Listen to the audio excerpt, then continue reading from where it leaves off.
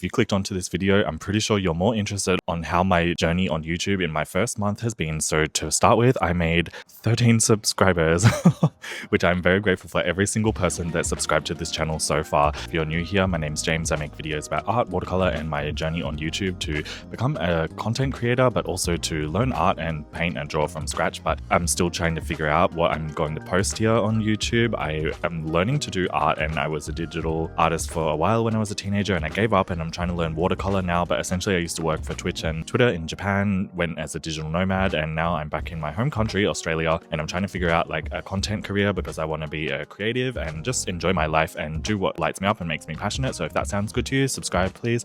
But yeah, let's dive into how my first month on YouTube was, how many videos I was making per week, how I felt throughout the process. Have I made any other progress that's non-tangible in terms of analytics? How many views did I get? Some things that I learned from my first month that would be fun to reflect back on in the future if this channel grows or gets bigger. So the first thing is subscriber count was very slow. There were like a few days where I'd posted like 1 to 3 videos starting out, and I think I had 0 subscribers until I told one of my close friends who's also a content creator, and he was like, okay, I'll subscribe to you. And then from there I was like, okay, my first subscriber. I guess it's like okay to ask friends and family to subscribe. I didn't ask or show my channel to anybody else. So apart from that one subscriber who I'm very grateful for as well, the other 12 people that subscribed to this channel were all organic people who came through either my Instagram or my YouTube. So for other social media other than YouTube, the only other channel that I have promoted my YouTube videos on is my Instagram, which only has 19 followers as well, which is more than I have YouTube subscribers. So I'm also grateful for my Instagram followers, but it's an art Instagram account, whereas my YouTube is a little bit more about like art, but career change, and I guess now also YouTube channel statistics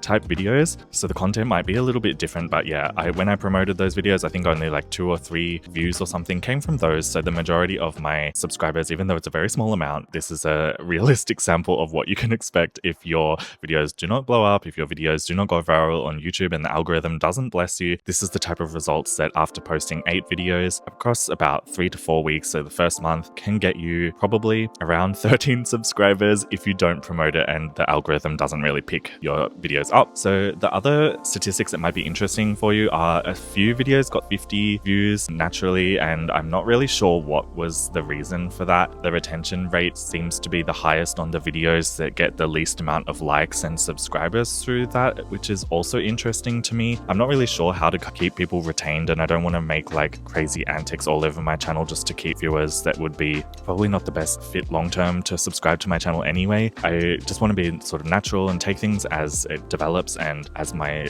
skills on camera develop naturally. I don't really want to force an influx of YouTube subscribers that wouldn't be interested in my content long-term, so that's why I'm also not doing YouTube shorts. So my strategy is do 2 to 3 more, if possible, videos long form per week, and over a month get maybe 8 to 12 videos and optimize as I go and figure out what I want to do with this channel in the first place, see if people are interested in the niches that I'm posting in and whether my brand on YouTube will develop more as an artist or a content creator, or if I'm able to merge both, hopefully both. But yeah, so far I've had some challenges off platform as well, which is mainly figuring out where to film. Like at the moment I'm outside of a shopping center because my home environment is a little bit too noisy to film, even though there's blaring music. Like I use CapCut Pro to edit and get the music away, but I'm not really sure if a consistent background has anything to do with YouTube statistics or thumbnails. I've also been using Canva Pro to try and create like an outline around myself to try and make it stand out, and use bold text that I learned from Vanessa Lau's video. Shout out to Vanessa Lau, you are very inspirational.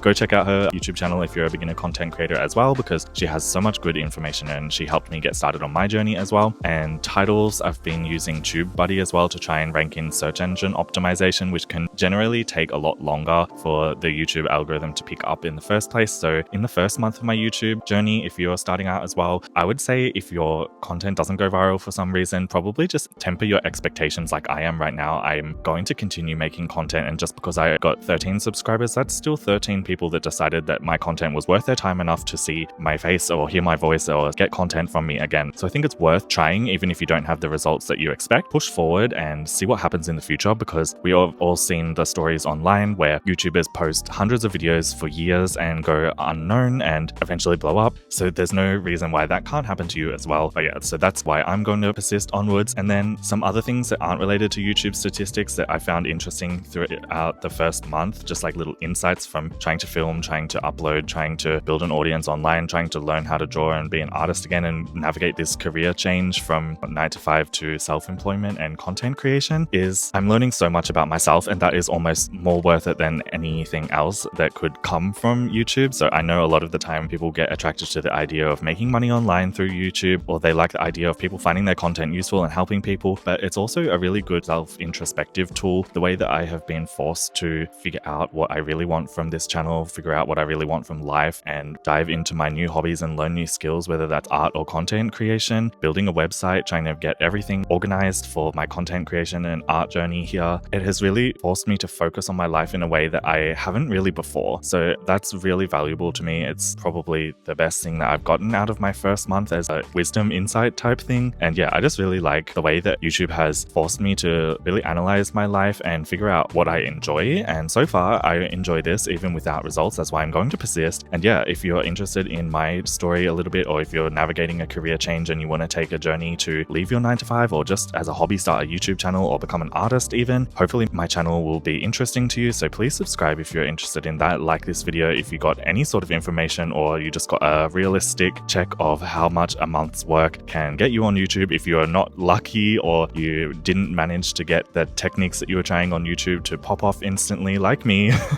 you can expect results like mine. But hopefully you will learn something from this video and get more results than I did. But I'm still grateful for everything that I learned in this first month, and hopefully by the second month I will have some more interesting insights to share with you. And check out this video here next if you're interested in taking a leap of faith to start your own YouTube channel or creative career change, whatever it may be. Yeah, I really hope that you live your best life, and yeah, see you besties, bye.